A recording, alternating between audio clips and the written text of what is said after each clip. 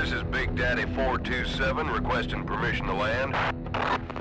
Big Daddy 427, you're clear to land. Hangar 31R. Caution, traffic with ion turbulence. Welcome back, Sean. Big Daddy 427, Hangar 31R. Hello everybody, this is Man is Obsolete with Electronic Warfare Studios. Today I'm going to give you a review, my review for Rochard, which is a downloadable title on the PlayStation Network. Right off the bat, when you start up the game, you'll notice that the game has some really high production values for a downloadable game, featuring nice little cutscenes and some really stellar voice work. Even the music that is featured in this opening cutscene and throughout the game is really well done as well. I see no way out of hell. Now, full disclosure, I'm a sucker for platforming games, and this here is essentially a 2D platforming game where you have to move through each level, jump to certain sides and jump to certain ledges and stuff like that. But the really cool thing about this game that kind of sets it apart a little bit from others is that you get control over gravity, and later on you get some really cool things that help you move through the levels. And it's very fun moving around the levels and controlling gravity and manipulating those things.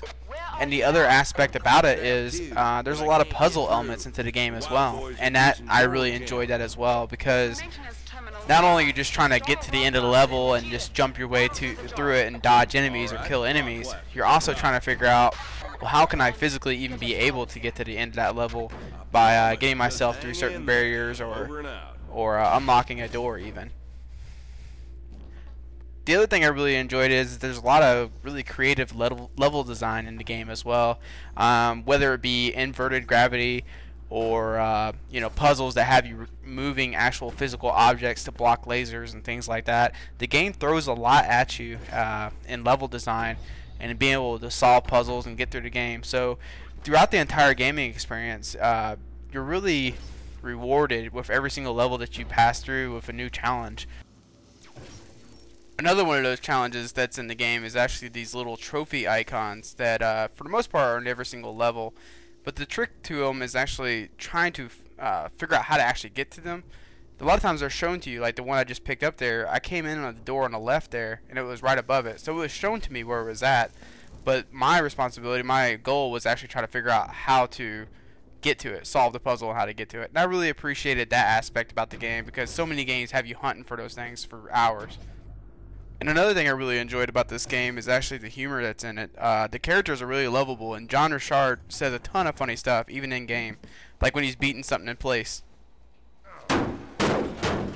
Beat it to fit and paint it to match. Or jumping over electricity field. Wow, looks like my favorite ice cream. Chocolat. Or just letting somebody know when the game's over. I guess it's game over then.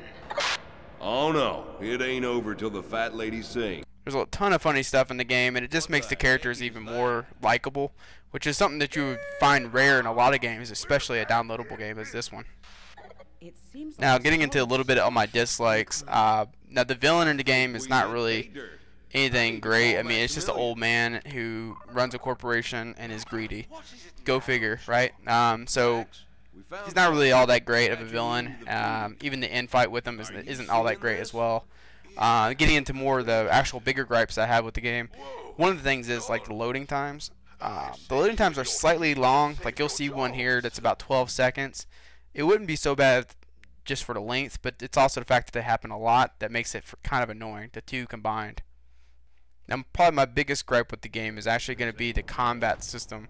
It's a little clunky, I guess, and it's just, and combat happens a lot in the game, so it kind of makes it even more frustrating. Early on, you pretty much can only throw boxes at them and things like that, which is kind of hard to aim them and get the right, velocity on it to actually kill the enemies. Now, you will get upgrades in the game, so you'll see here coming up, I actually will get the upgrade to get the rock blaster, which is pretty much a gun. Rock blaster. When you really want to blow and there are a lot of upgrades throughout the entire game to help you with the combat and make life a little bit easier, taking out the multiple types of enemies in the game. But that's just it. There's a lot of enemies in the game, and unfortunately the controls just really don't meet the fast-paced action that you're sometimes thrown into. For such a great platformer and such a great puzzler, there's a lot of enemies and action set pieces as well put throughout the entire game. So it makes it a little bit frustrating because a lot of times you'll die and it feels really cheap because the controls just don't really work all that well for action. My biggest recommendation to people to get around that is to use the grenade launcher as much as you can, because I forgot to use it a lot and it makes life a lot easier if you actually do use the grenade launcher. And the great thing is they put these refill stations like this one here throughout the entire game to refill your grenades. And I really hope people can look past the combat system, because while it is a low point of the game and some of your deaths will feel kind of cheap, you're going to die in games, and it's just going to happen. Just get over it. But looking beyond the combat system, the rest of the game is just superb.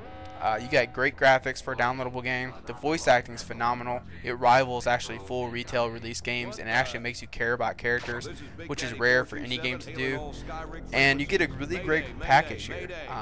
For $10, you get a 5 to 6 hour single playthrough, and if you do the extra challenges that are in the game, you'll get even more hours out of the game as well by doing that. So overall, this is just a really phenomenal game. For $10, you should definitely own it. Definitely need to download this game. I highly recommend it. So this is Man is Obsolete with Electronic Warfare Studios. Don't forget to subscribe to us down below so you can check out our future videos that we will be doing. And also keep in touch with us on our Twitter at eWarfare Studios. Thanks, guys.